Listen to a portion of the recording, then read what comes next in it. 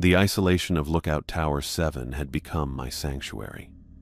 3 months into my assignment at Shoshone National Forest in Wyoming, I'd grown accustomed to the creaking of the wooden structure, the endless green canopy stretching in every direction, and the ritual of scanning the horizon for wisps of smoke.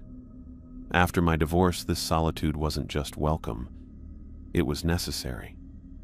I set my coffee mug on the observation desk and picked up my binoculars for the afternoon scan. The July heat made the tower hot, even with open windows. My shirt clung to my back as I methodically checked each quadrant. Section 4 clear, I muttered to myself, logging the entry in my notebook. My daily routine had become second nature. Wake at dawn, check weather conditions, log any overnight changes, update maps, scan for signs of fire, and repeat the cycle until sunset. Occasionally I'd spot hikers on the main trail, but visitors were rare this far out. Most people who ventured into the backcountry preferred the scenic routes closer to the park entrance. The radio crackled suddenly, startling me enough that I nearly knocked over my mug. Static hissed through the speaker before a voice broke through, distorted and urgent. Alan Peterson. I grabbed the handset. This is Tower 7. Go ahead. Danger. Coming. The voice was barely audible through waves of interference. Not what seems. Repeat your message. I can't understand you. Over. More static then. They're coming. Prepare. Before dissolving into unintelligible noise. I tried several more times to re-establish contact, switching channels and adjusting the frequency, but received nothing but empty static. The transmission hadn't followed standard protocol. No identification, no proper radio etiquette. Even stranger was how the voice had known my name. Only headquarters and the other watchtowers in the network had that information. I reached for the satellite phone and dialed headquarters. Shoshone Forestry Services, a woman's voice answered. This is Alan Peterson at Tower 7. I just received an unusual radio transmission. Has anyone reported similar interference? Negative, Tower 7. All stations reported normal communications at the last check-in. What kind of interference? I hesitated, not wanting to sound paranoid. Someone called me by name, mentioned something about danger. The signal was weak and broke up. Could be someone pulled my information from the registry and decided to play a prank. I'll alert the other towers to report any unusual transmissions. Probably just some hikers who got their hands on a radio. Unless you need immediate assistance? No, I'm fine. Just checking. After hanging up, I contacted the 2 nearest towers. Both reported clear communications and no strange activity. By evening, I'd convinced myself it was either a misdirected transmission or someone's idea of a joke. These towers were notorious for pranks among seasonal workers trying to make their boring days more interesting. That night, sleep came fitfully. The tower creaked more than usual, as though straining against a wind that wasn't there. Twice I got up to check the supports, finding nothing amiss. Around 3 a.m., I could have sworn I heard footsteps on the stairs, but when I investigated with my flashlight, the stairwell was empty. Morning light chased away the unease. I brewed coffee and settled into my chair for the day's first scan. Radio call all but forgotten. The forest looked peaceful, bathed in golden sunlight. Still, something felt off. I checked the weather reports on my computer. Clear skies predicted for the next 5 days. Yet when I looked to the northwest, dark clouds had begun gathering over the distant mountains. Weather could change quickly in these parts, but those clouds looked scary, almost unnatural in how they seemed to boil rather than drift. By midday, I tried calling headquarters for an updated forecast, but found my satellite phone showed no service. I'd never lost signal before, not even during the worst storms. I tapped the device against my palm and tried again. Nothing. Great, I muttered. At least the radio still worked for emergency communications. Around 4 in the afternoon, I caught movement in my peripheral vision while scanning Sector 6. I swung my binoculars back, focusing on a small clearing about 2 miles out. A figure walked through the tall grass with purpose. This wasn't a casual hiker. They were coming straight through the dense forest rather than following any established trail. Most visitors approached from the south along the maintained path. This person was cutting directly toward my tower from the west, through terrain so rough most rangers avoided it. I tracked their progress for 20 minutes. They walked efficiently, as though they knew the landscape well, yet something about their gait seemed off. Too fluid, maybe. Too direct. Protocol required me to assist anyone who might be in distress. Even with the strange radio call from yesterday nagging at me, I couldn't ignore potential emergency situations. It was part of my job. I gathered medical supplies, set out water bottles, and prepared the guest cot in case they needed to stay overnight. As the figure emerged from the tree line and began ascending the path to my tower, the sky darkened prematurely. The strange clouds had rolled in faster than any natural weather system I'd ever witnessed, turning late afternoon to early evening in a matter of minutes. I turned on the exterior lights, illuminating the path up to the tower. Through my binoculars, I could now make out more details. Male, average height, wearing what appeared to be hiking clothes, though they looked oddly clean for someone who'd been bushwhacking through dense forest. He carried no visible backpack or gear. My hand hovered over the radio. I should report this visitor to headquarters, but something held me back. Maybe it was the timing, too coincidental after yesterday's warning. Maybe it was the approach, too deliberate through impossible terrain. Or maybe it was just instinct, that prickle at the back of my neck telling me something wasn't right. I set down the binoculars and checked my hunting knife in its sheath. Then I went to the top of the stairs, watching through the window as my visitor climbed the final stretch toward Tower 7.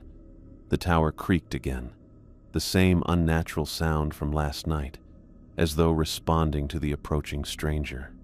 Night was falling rapidly around us. I took a deep breath and prepared to greet whoever, or whatever, had made such an effort to reach this isolated outpost. A firewatcher's job included helping lost hikers, but something about this visitor set my instincts on edge. 3 sharp knocks rang through the tower. I took a deep breath and opened the door. "Hello there," I said, forcing a neutral tone. "You're a long way from any trail." The man stood unsteadily in the doorway. His clothes were dirty and wrinkled, but in a way that seemed deliberate rather than the result of days in the wilderness. His face was smudged with dirt, yet his skin beneath looked oddly fresh. "Got lost," he said, his voice raspy but not parched. "Been wandering for days." I stepped back, allowing him inside while keeping my distance. "Come in. You must be exhausted." The stranger stepped into the tower, moving too smoothly for someone claiming days of exposure. His eyes darted around the room, staying too long on my equipment rather than the chair or water I'd set out. "I'm Alan, the fire watcher for this sector. Let me get you some water." He nodded but said nothing, continuing to look around the room with a creepy focus. I grabbed a bottle from my supplies and handed it to him. "Here, how long did you say you've been out there?" 4 days, maybe 5. He took the water but only wetted his lips without actually drinking. Lost track of time. I studied him more carefully. No cracked lips, no sunburn, no signs of dehydration. Even his stubble looked like a day's growth at most. "You're in pretty good shape for someone lost that long. What's your name?" He paused a beat too long.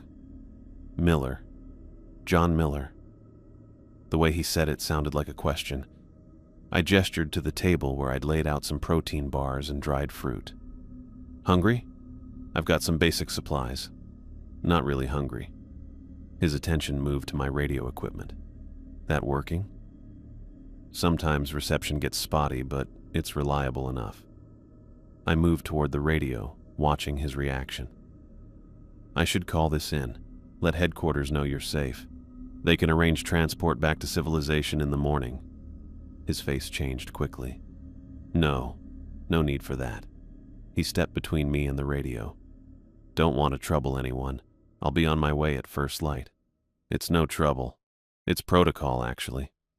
I reached past him for the radio handset. Plus, they'll want to know how you ended up so far off trail. He didn't move, but his eyes squinted slightly. I turned on the radio anyway, and immediately harsh static filled the room. I adjusted the frequency, tried the backup channels.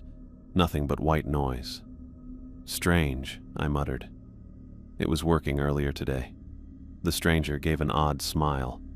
Interference, probably. Happens in these mountains. I set the handset down, not believing him for a second. Right. Well, you should rest. You can use my sleeping bag tonight. I pointed to the rolled mat I'd prepared near the wood stove.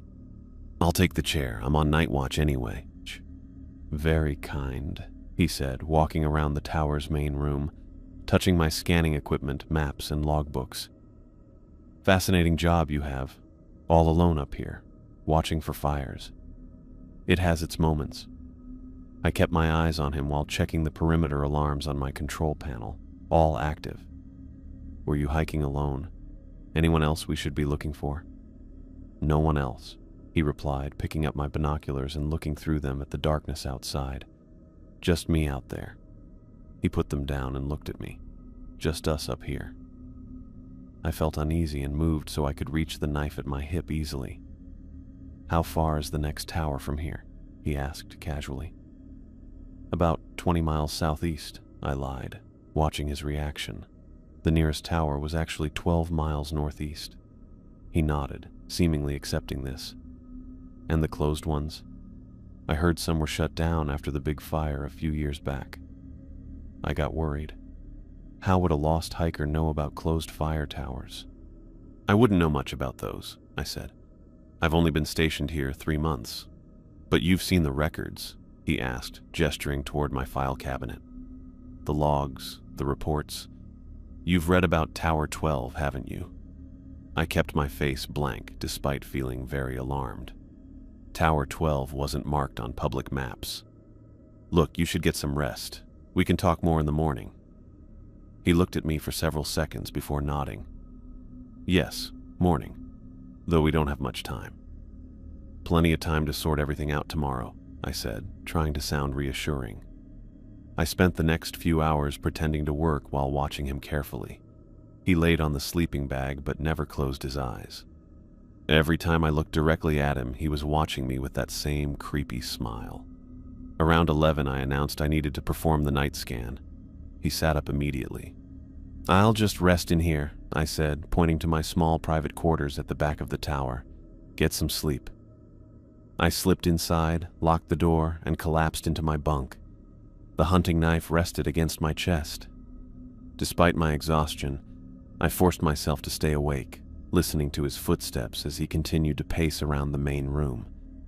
Eventually, the tower fell silent. My watch ticked to midnight as I struggled to stay awake. Just 5 minutes, I told myself, closing my eyes.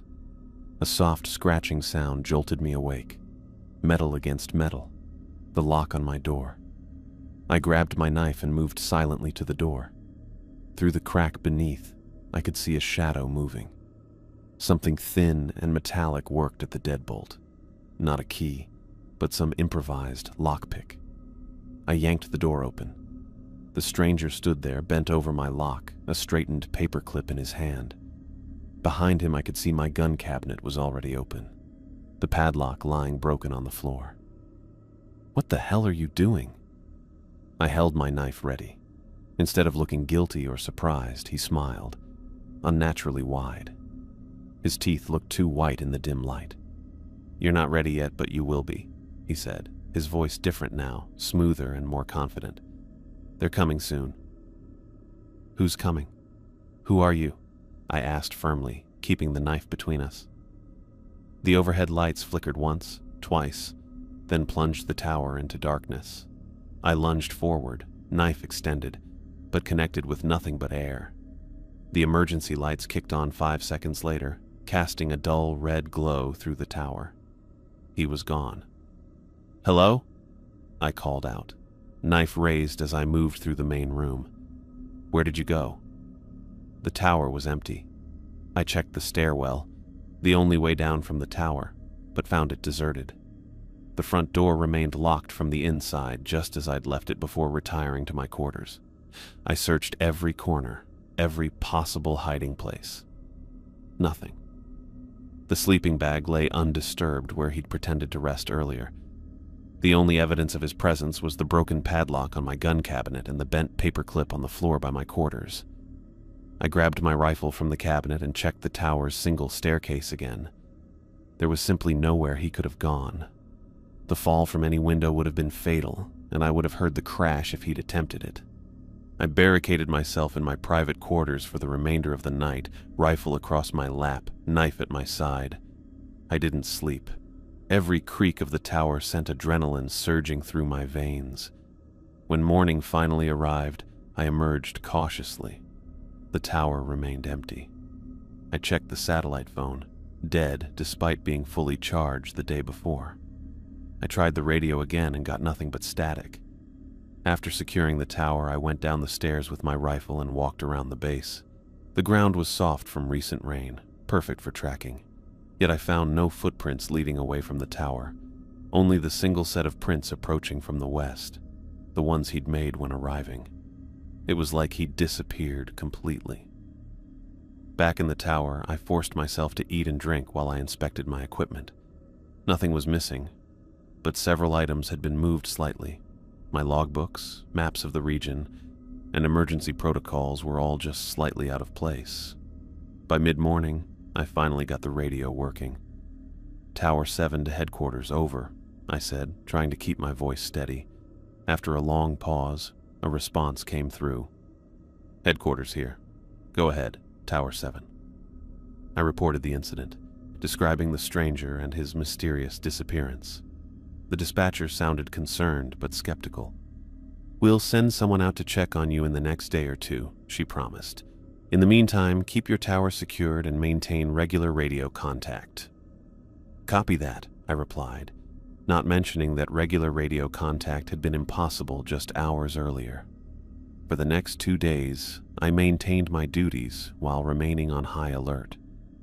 I kept the rifle within reach at all times, slept with my door barricaded and knife beside my pillow. Several times I thought I heard footsteps circling the tower at night, but when I checked, I found nothing. The stranger's words stuck with me. "They're coming soon." Who was coming? And how had he vanished from a tower with only one exit?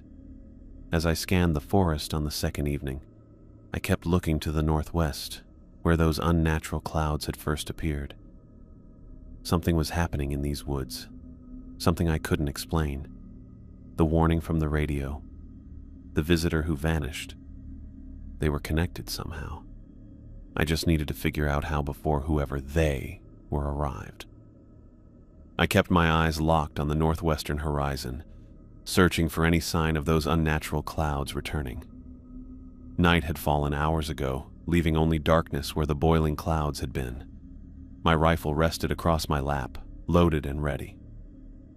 "They're coming soon." The stranger's words played on a loop in my mind. Who? When? And how had he vanished from a tower with only one exit? I rubbed my tired eyes and checked my watch. Past midnight. Another sleepless night stretched ahead of me.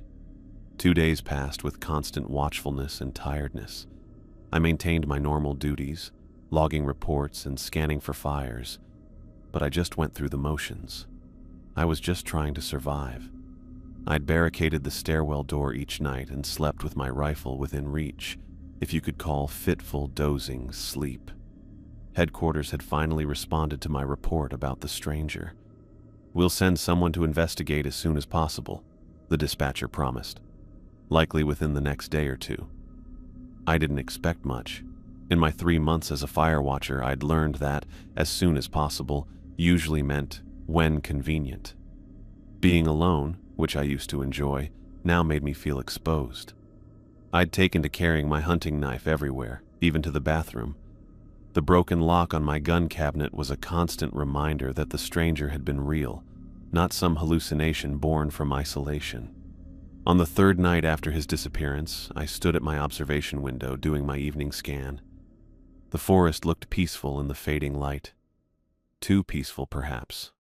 I'd noticed fewer animal calls over the past days, as if the wildlife sensed something wasn't right.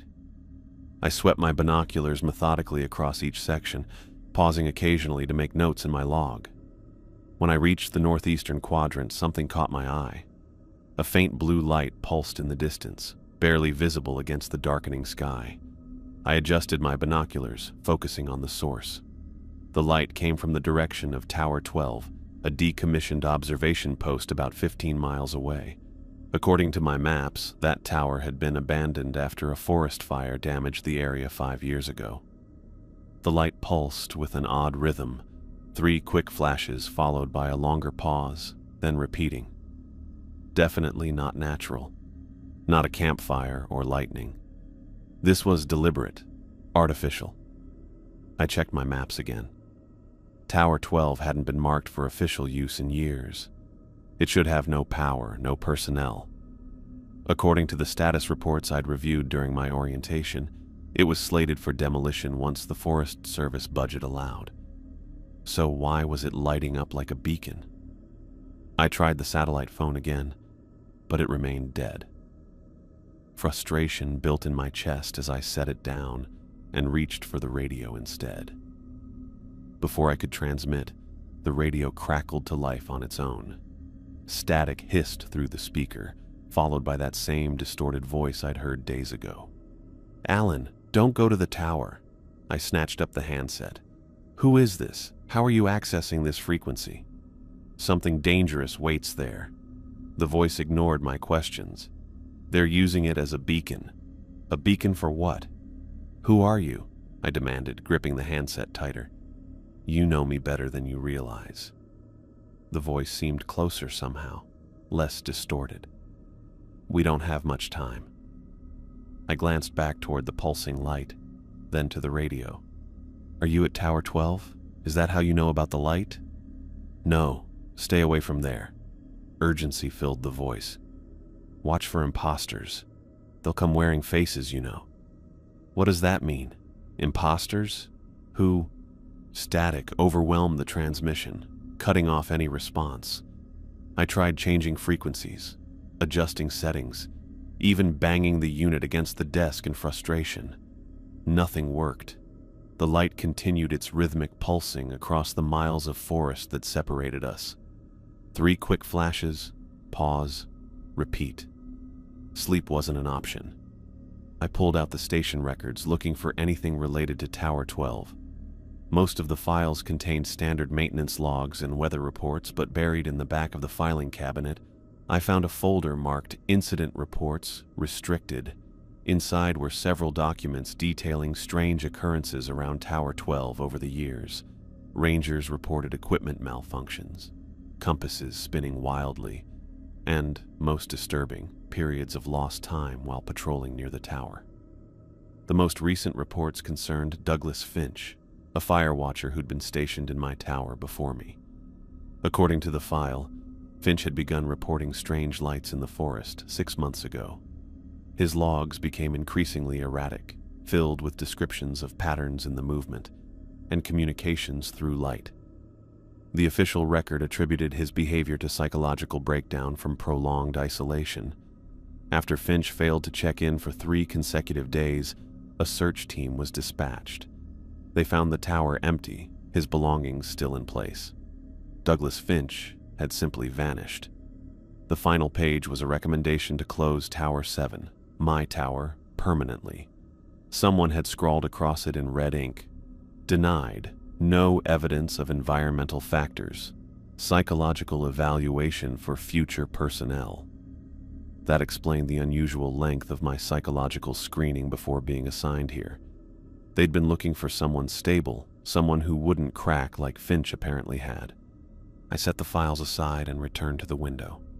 The blue light continued its steady pulse. Despite the voice's warning, I felt drawn to it.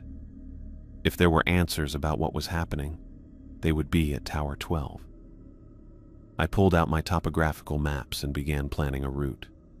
The direct path would take me through some rough terrain, but I could make it in a full day's hike if I left at first light. I marked potential water sources and places to rest along the way. As I worked, a soft scraping sound came from outside. I grabbed my rifle and moved to the window. The sound circled the tower's perimeter, footsteps moving slowly, deliberately around the base of my tower.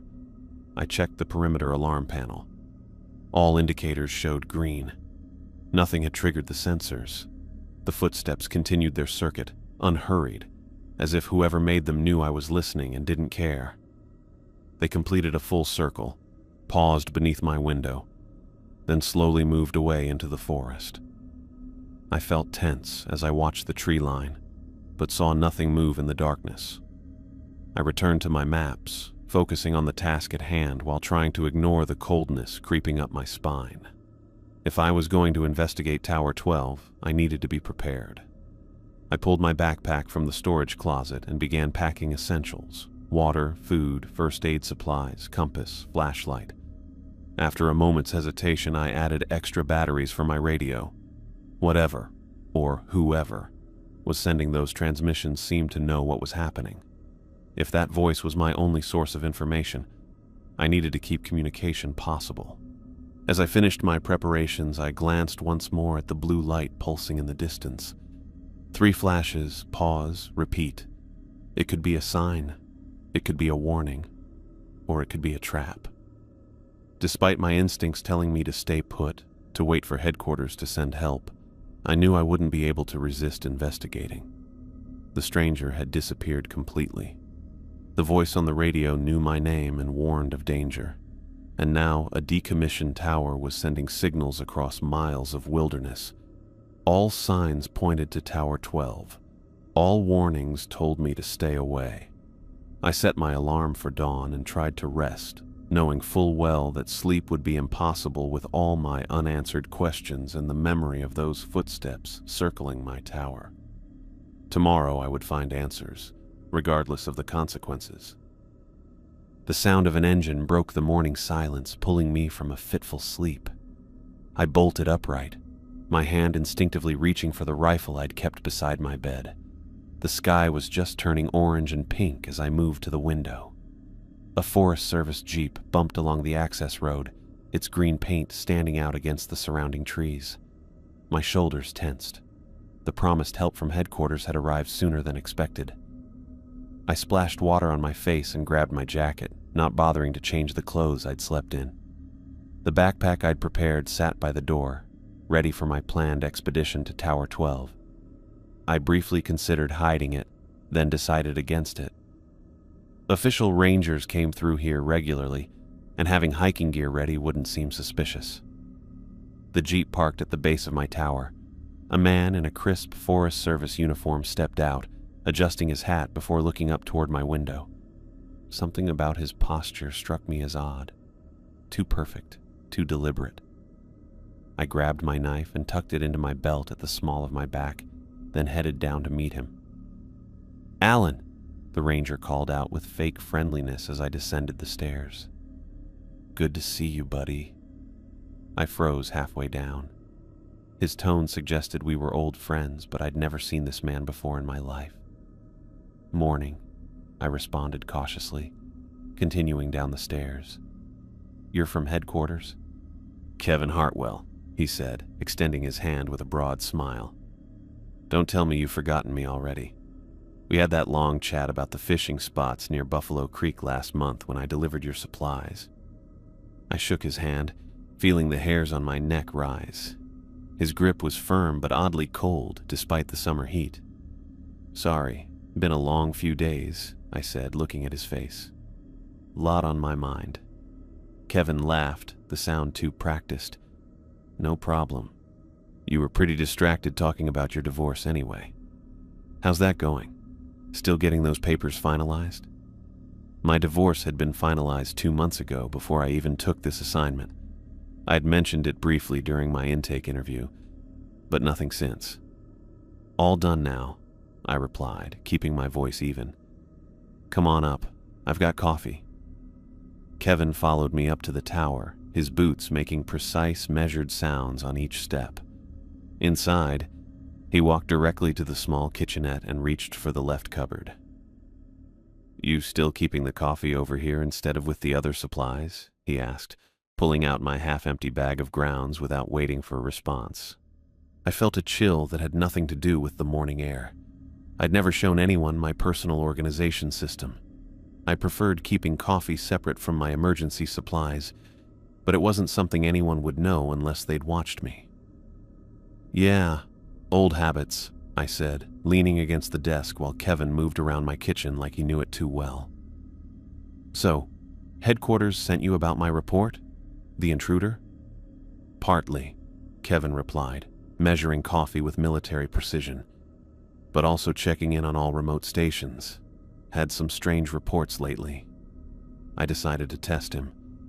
I was actually planning a hike today. Thought I'd check out Tower 12, see if there's anything to those lights I reported. The change was instant. Kevin's fluid movements stuttered. He set down the coffee scoop very slowly and turned to face me. "Tower 12? His voice remained pleasant, but his eyes had hardened. "That's not a good idea, Alan. That structure was condemned years ago after the fire damage, completely unsafe." "I wasn't planning to climb it," I lied. "Just curious about the area." Kevin's smile returned, but it didn't reach his eyes. "No need for that. We're sending a specialized team later this week." He resumed making coffee. "Did you know Douglas Finch was obsessed with that tower?" "Finch? The missing fire watcher?" I asked, pretending I hadn't just read his file last night. "Yes. Poor guy started showing signs of instability about 6 months into his assignment." Kevin shook his head with manufactured sympathy. "Started reporting strange lights, then began lighting pattern fires himself. We think he might still be out there." "You think Finch is sending the radio transmissions?" I asked. Kevin nodded. "Makes the most sense. He knows the frequencies, the protocols. Probably the same person who broke into your tower." He poured 2 cups of coffee, handing one to me. "That's why I want you to stay put. Let our specialized team handle it." I accepted the coffee but didn't drink. "When did you leave headquarters this morning?" "Around 5 a.m., Kevin answered without hesitation. "Wanted to get here early." I glanced at his watch as he raised his cup. It showed 8:20, but my tower clock read 7:45. The drive from headquarters took less than 2 hours. "You came through the eastern marshland?" I asked. "Heard that trail got flooded after the rain." "It did," Kevin confirmed, taking a sip of coffee.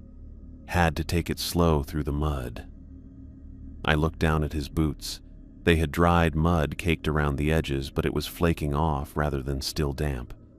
The marshland would have left them soaking wet if he'd passed through this morning. "Well, I appreciate you coming out," I said, setting my untouched coffee aside. "Want to check my equipment while you're here? Make sure everything's functioning correctly." "Good idea," Kevin replied, seemingly pleased with the suggestion. For the next hour, I watched him inspect every piece of equipment in the tower. He checked my radio, weather instruments, computer, and scanning equipment with methodical precision. His knowledge of the systems was thorough, yet something felt mechanical about his movements. "Everything looks operational," he finally declared, closing the access panel on my radio. "Your satellite phone giving you any more trouble?" I hadn't mentioned problems with my satellite phone. "Not since yesterday," I said carefully. "Seems to be working now." Good.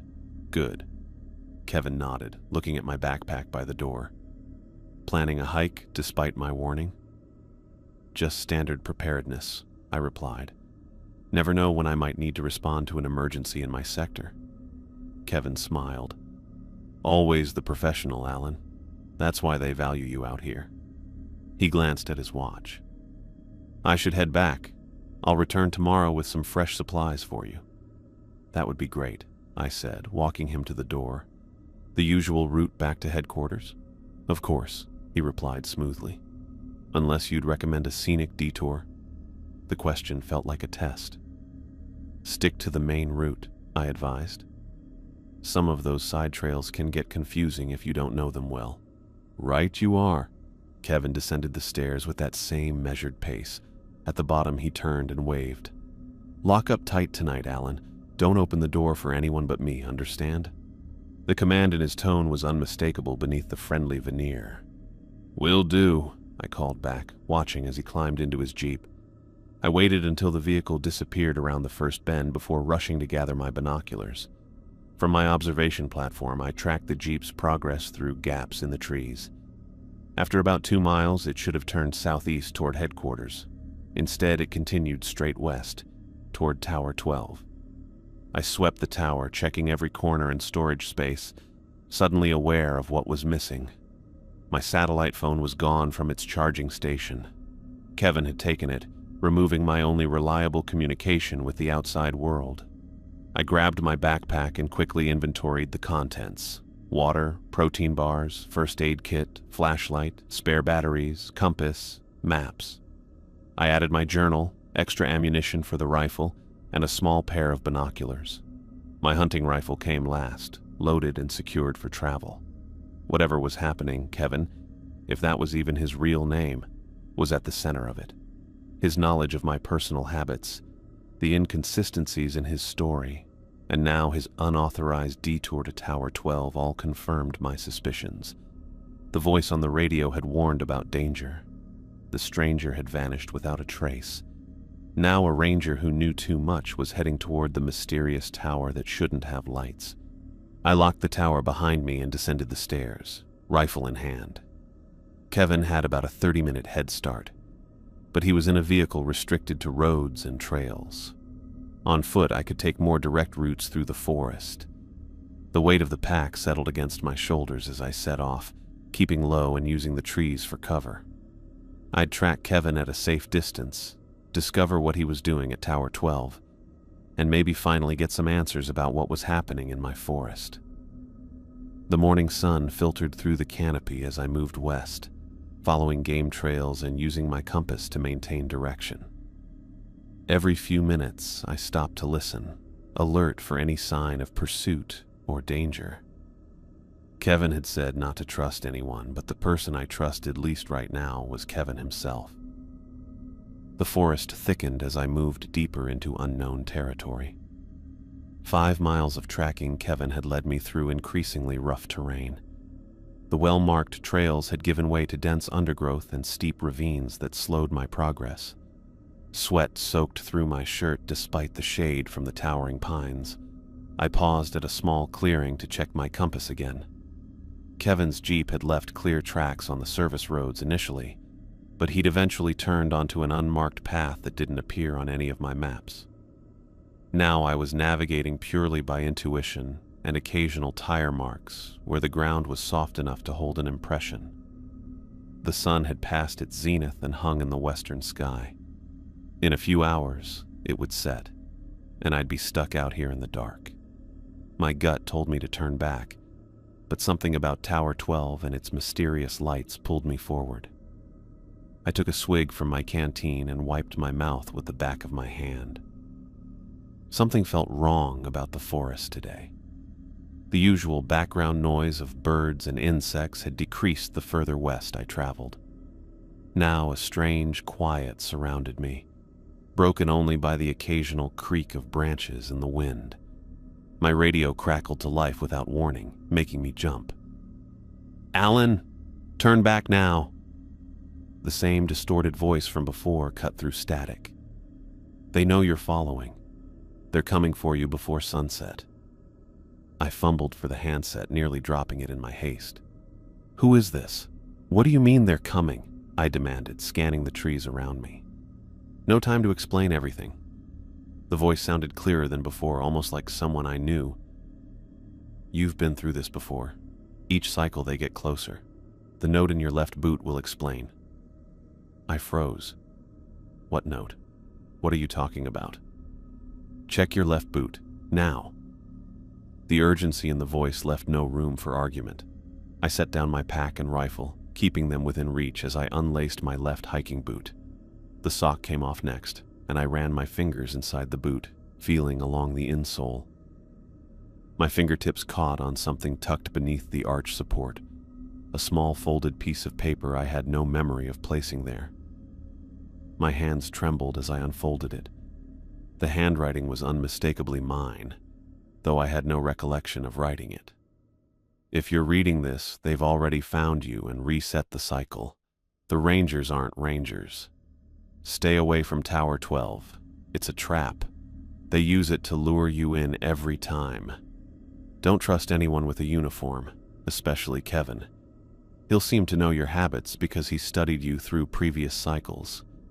If you're reading this, it's already the 5th cycle. Run.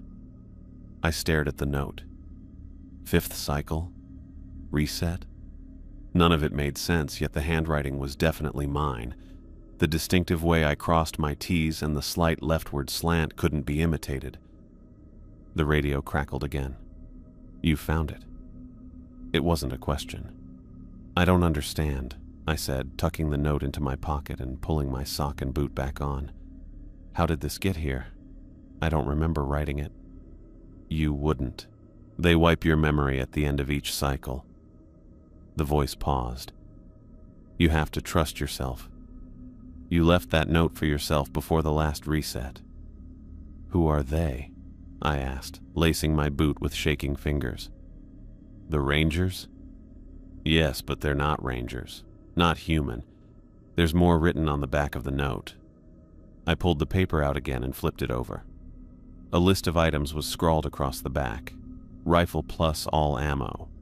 Compass Southeast Sector maps. Water purification tablets. Metal box under floorboard beneath desk. Use the emergency exit when they come. I need to get back to the tower, I said, more to myself than the radio. Yes, right now. They're moving faster this cycle. You have maybe 3 hours before sunset. The voice became urgent. Get what's on that list and get out. Don't wait for them to come to you. Who are you? I demanded, shoving the note back in my pocket and gathering my gear. How do you know all this? A long pause followed before the voice responded. Softer now. I'm you, Alan, from the end of the last cycle.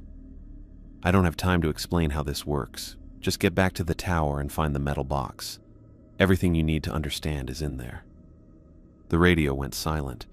I tried calling again but received nothing but static.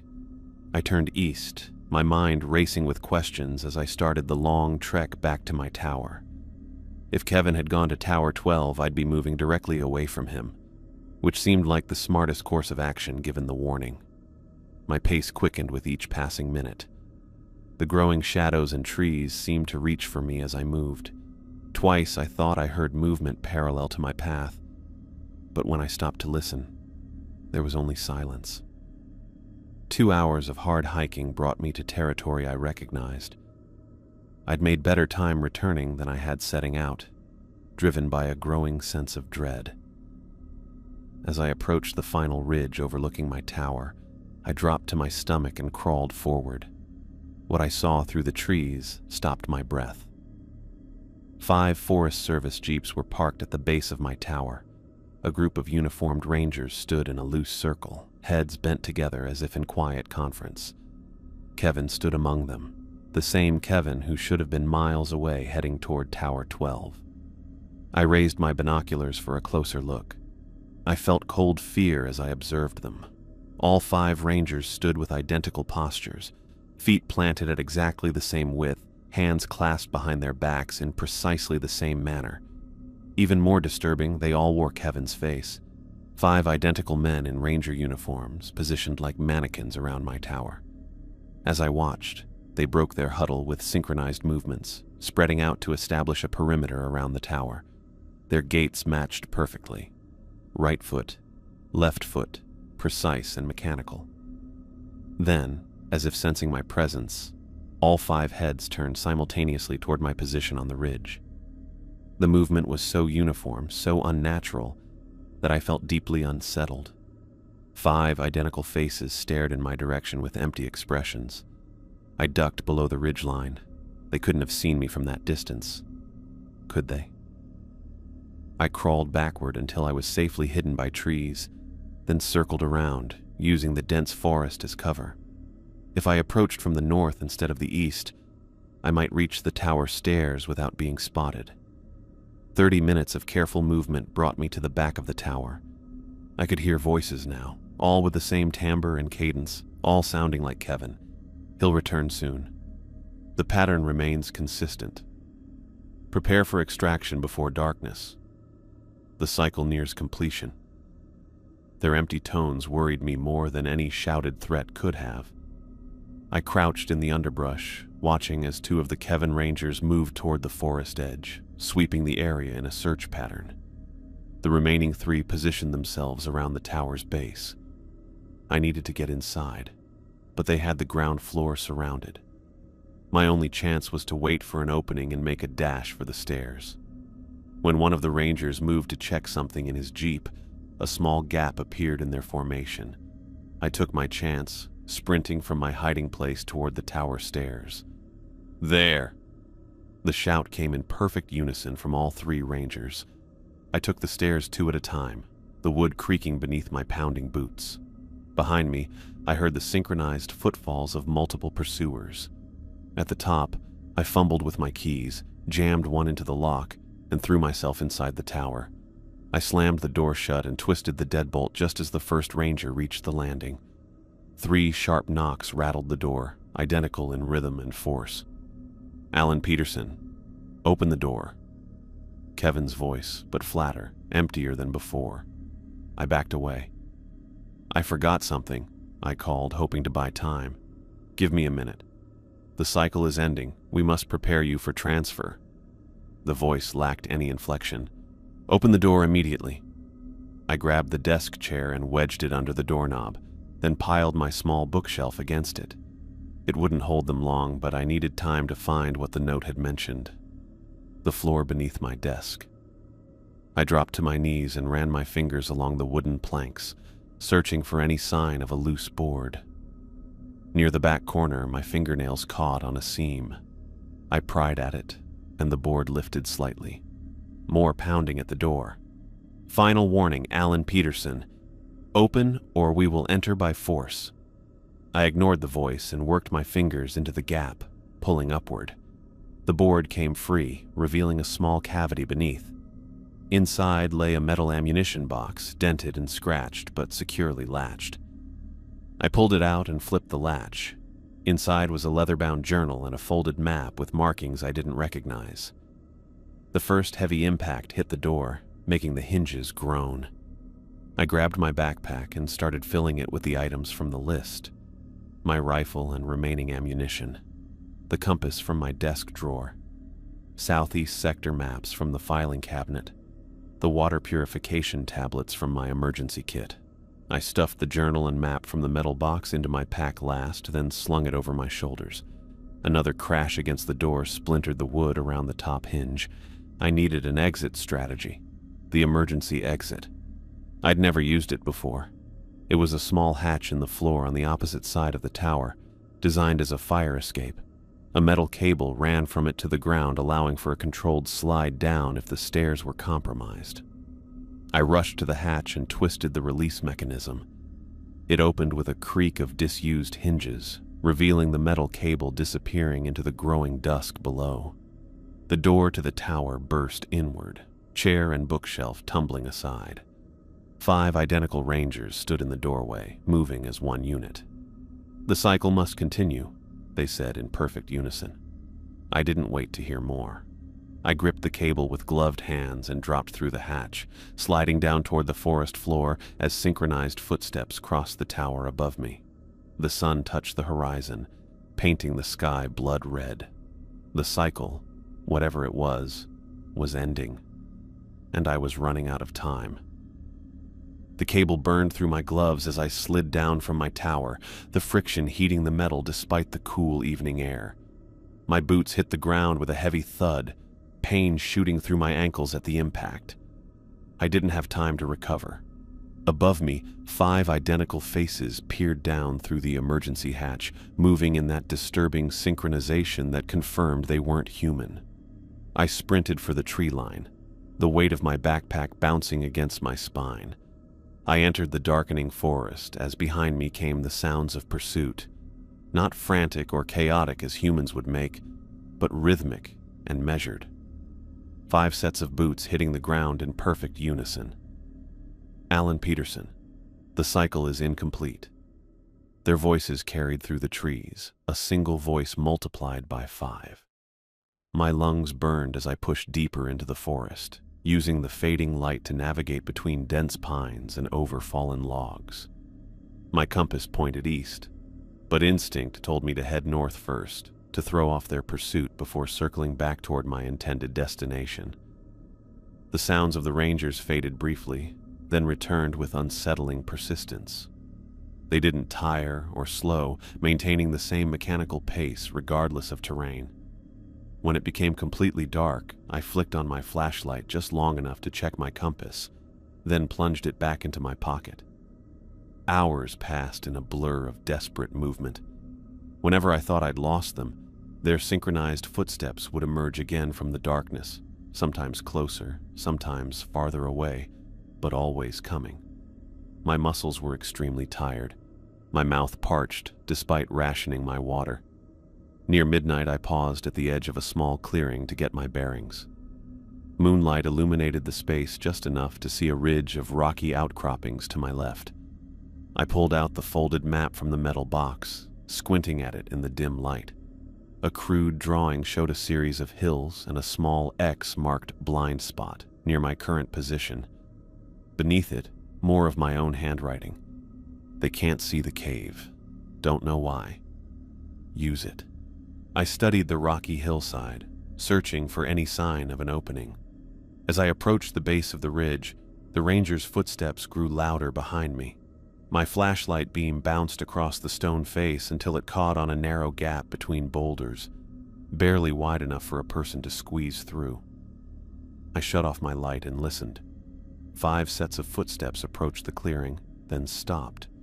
Their voices carried across the night air. Signal lost. Perimeter expanded. Continue eastward. He follows the established pattern. Their confidence chilled me. What pattern? How many times had I fled through these woods, thinking I was making unique choices? I squeezed between the boulders, scraping my arms and shoulders. The inside felt cooler and damp. I crawled as deep as I could, then curled against the back wall, hardly daring to breathe as the synchronized footsteps passed directly outside. They didn't pause, didn't investigate. Continued eastward, as if the cave didn't exist. I waited until their footsteps faded completely before risking my flashlight. The beam illuminated a small, unremarkable cave, except for one detail that shocked me. Scratched into the wall beside me were 5 sets of tally marks, each with 4 vertical lines crossed by a diagonal. 20 marks in total. Below them, a message. 5th cycle. Read the journal. My hand trembled as I pulled the leather-bound journal from my pack. The first page contained a list of dates, each crossed out, with my signature below them. The most recent was yesterday's date, in my handwriting, but I had no memory of writing it. I turned the page and began to read. If you're reading this, I am you, and you are me, and we're both trapped. This is the 5th cycle that I can document. There may have been more before I started leaving myself messages. The journal detailed 4 previous cycles where I experienced similar events: the radio warning, the stranger who vanished, the rangers with identical faces, and always ending with my capture near Tower 12. Each capture somehow reset the timeline, beginning again with that first radio call warning me about unnatural clouds. The voice on the radio is us, one entry explained. Somehow, when they reset the cycle, a fragment of our consciousness exists outside their control, like a sound that can repeat backward through their experiment. Each cycle, we're able to communicate a little more clearly with our past self. I read for hours, absorbing the impossible truth. According to my own account, I'd been living the same weeks over and over, with slight variations each time. The journal documented my growing understanding across cycles, how I'd gone from confused victim to active resistor, leaving myself clues and warnings. They're not human, I'd written in the 3rd cycle. They seem to be studying human response to isolation and fear. The experiment always ends at Tower 12, where they capture me and reset everything. The final entry was the most disturbing. I'm writing this as they approach the tower. 5th cycle ending. If you're reading this, we've created a fracture in their control. The metal box was never discovered in previous cycles. The cave seems to exist in their blind spot. Use these advantages. Break the loop. Reach the eastern highway before the next sunset. Their influence has boundaries. Cross it, and we might finally escape. I closed the journal, feeling shocked. Dawn light filtered through cracks in the cave entrance, marking the passage of night. I'd read until morning without realizing it. I repacked my bag, tucking the journal securely inside, and squeezed back through the gap into the morning forest. Birds chirped overhead, the first natural sound I'd heard in what felt like days. After checking my compass, I circled cautiously back toward my tower. If the rangers were pursuing me eastward, the tower might be temporarily abandoned. I needed to see it one more time, to validate what the journal had told me. The tower was silent in the morning light, door hanging open on broken hinges. I approached cautiously, rifle ready, but sensed no movement inside or around the structure. Climbing the stairs, I found the main room in chaos. My belongings scattered across the floor, equipment smashed beyond repair. They'd methodically destroyed everything they hadn't taken. I stood in the wreckage of my temporary home, a strange calm settling over me. If the journal was accurate, none of this was really mine. I was just passing through a scenario they'd created and reset multiple times. The radio crackled to life on its own, making me jump despite everything I'd read. "Alan, can you hear me?" My voice, my actual voice without distortion this time. I grabbed the handset. "I hear you. I found the journal." "Good. They've set up a perimeter around the forest. The road to the east is your only chance. You must reach it by nightfall or the cycle begins again. I can't help you after this transmission." "Who are they? What do they want?" I asked, desperate for answers beyond what the journal had provided. "We don't know everything. They're not from here. They're studying us, our fear, our resistance, our adaptability. Each cycle they adjust variables, watching how we respond." The voice, my voice, paused. "You're trapped in their temporal experiment, but your repeated resistance has created a fracture in their control. That's how I can reach you across cycles." "Why can't they find the cave? Why didn't they find the metal box?" "Their perception has limits. They focus on patterns, on what they expect to see. The box was hidden in a way that defied their pattern recognition. The cave exists in some kind of perceptual blind spot, maybe natural to this area, maybe something about the mineral composition. All that matters is that it works." I glanced out the window toward the eastern horizon. "How far is the boundary?" "About 15 miles in a straight line. Rough terrain most of the way. They'll be searching for you, trying to herd you back toward Tower 12. The voice grew urgent. "This is my last transmission. The energy required to maintain this connection across cycles is depleting. If you fail, I won't be able to reach you again with this clarity. And if I succeed, then we break free. And maybe we can help the next person they trap." The radio crackled. "They're coming back. Move now, Alan. Eastward. Don't stop until you cross the highway." The radio stopped working with a final burst of static. This time, no amount of adjusting brought it back to life. I pocketed a few more useful supplies from the wreckage, matches, a candy bar, an extra pair of socks, and secured the journal inside my jacket. The weight of it against my chest felt heavy, but reassuring. Outside, I paused on the landing to get my bearings. The morning sun illuminated the eastern forest where my escape route supposedly was. 15 miles of unknown terrain with inhuman pursuers behind me. But for the first time since this nightmare began, I understood what was happening. I wasn't lost or crazy. I was trapped, but with a clear path to freedom. I took a deep breath and descended the tower stairs one last time. At the bottom, I turned east, compass in hand, and began walking with purpose. The cycle had to end. The loop had to break, and I was the only one who could do it. I set a brutal pace through the eastern forest, the morning light filtering through dense foliage as I navigated by compass. My muscles protested with each step, still sore from the night's frantic escape. But I pushed forward. Freedom waited 15 miles ahead, if the journal could be trusted. The first hour passed without incident. Birds called overhead, a deceptively normal soundtrack to my desperate flight. I maintained as straight a line eastward as the terrain allowed, checking my compass obsessively. By mid-morning, subtle changes crept into the landscape. Paths I followed disappeared into solid underbrush. Trees I'd passed seemed to reappear ahead of me. The forest was playing tricks, or being manipulated. "They're resisting," I muttered, recalling a passage from the journal. "They can alter perception within their zone." I paused to check my compass again.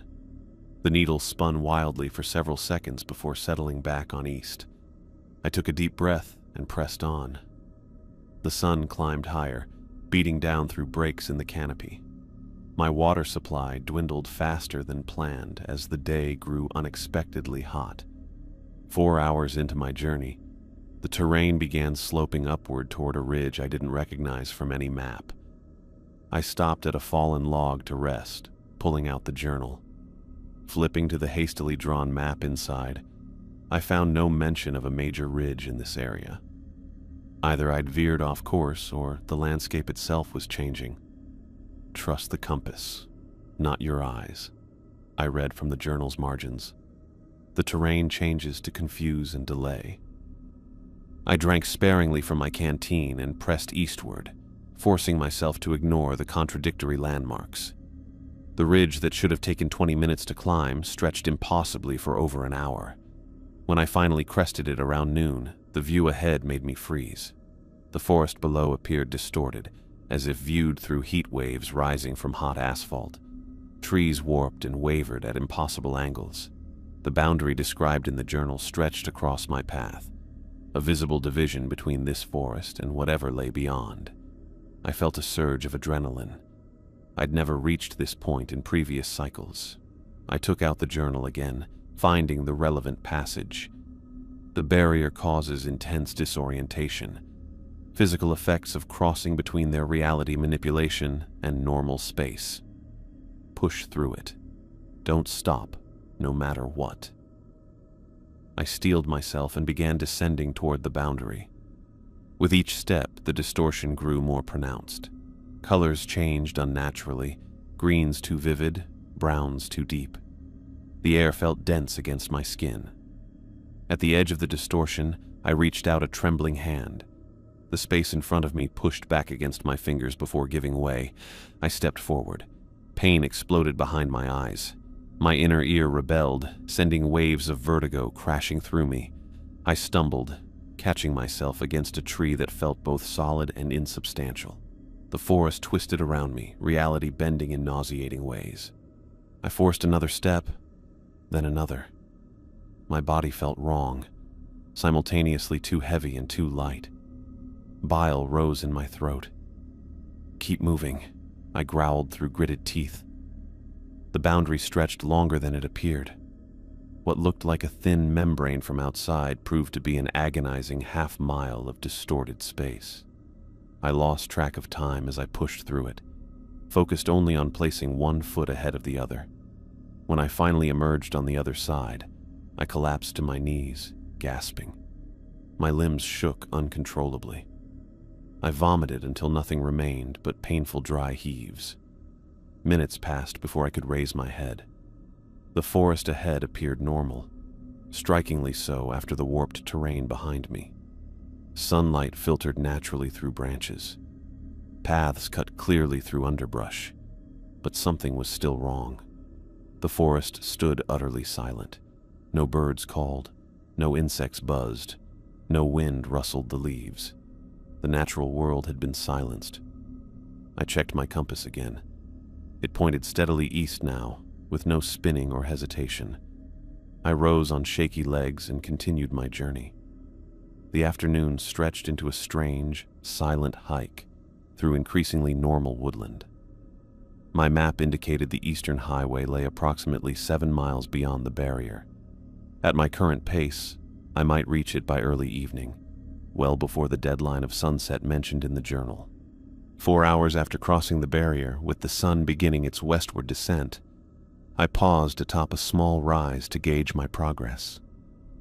In the distance, perhaps 2 miles away, I spotted movement.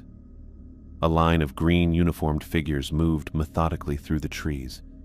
Rangers, at least 10 of them, made a search line, sweeping the forest in a coordinated pattern. They moved in perfect synchronization, each figure maintaining exact spacing from the others. I dropped to the ground. They were searching for me, creating a human net to capture me before I could reach the highway. The map showed a shallow valley ahead before the final stretch to the road. No alternate routes appeared viable. Any detour would cost precious hours I couldn't afford to lose. I had to get through their line. Staying low, I moved down the slope toward the valley floor. Thick underbrush provided cover as I advanced cautiously toward the ranger line. Their mechanical precision made their movements predictable. They maintained perfectly straight paths, never deviating to check dense undergrowth or natural hollows. I found a depression beneath fallen logs and thick ferns. If I timed it right, I could slip between 2 rangers as they passed.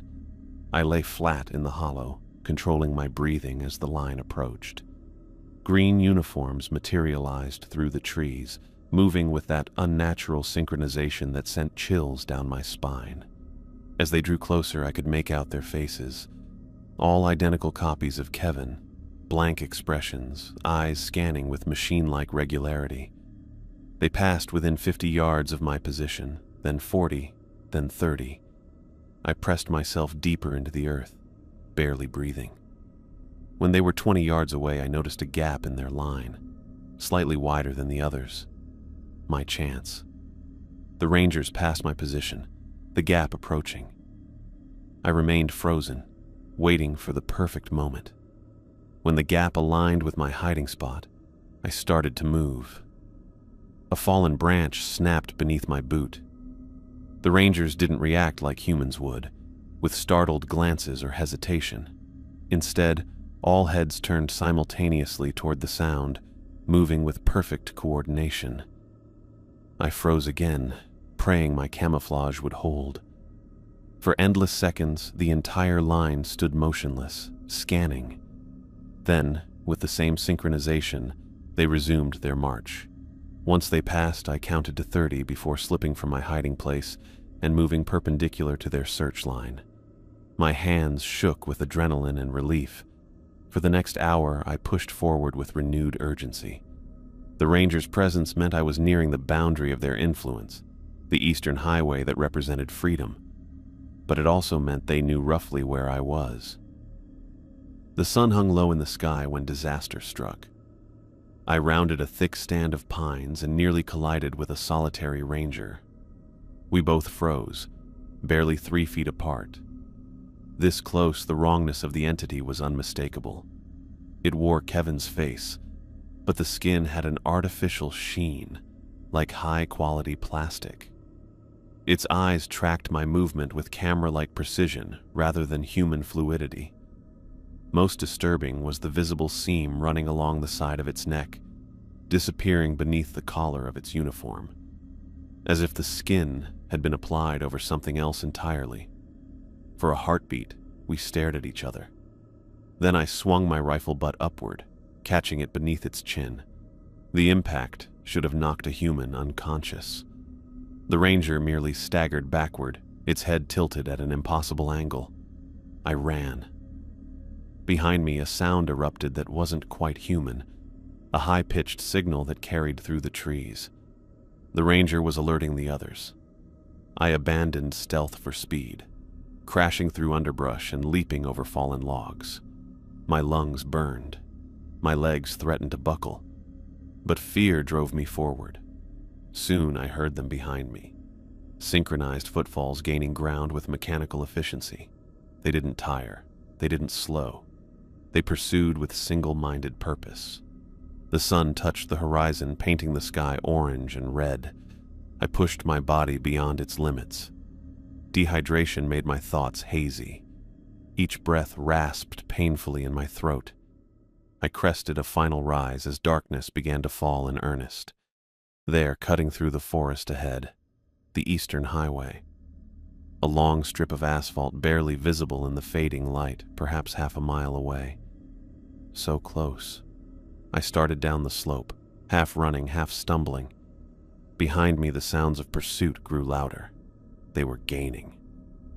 As I neared the tree line bordering the highway, I spotted headlights moving along the road. Ranger vehicles patrolled its length, moving slowly in both directions. I had to time this perfectly. I reached the edge of the forest, concealing myself behind the last line of trees. The rangers behind me were close enough that I could hear their synchronized breathing. A patrol vehicle passed on the highway, then another. In the distance, a single pair of headlights approached, not the distinctive profile of a Forest Service vehicle, a civilian truck. My only chance. I summoned my last reserves of strength and burst from the tree line.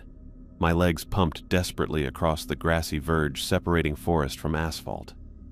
The truck grew larger in my vision.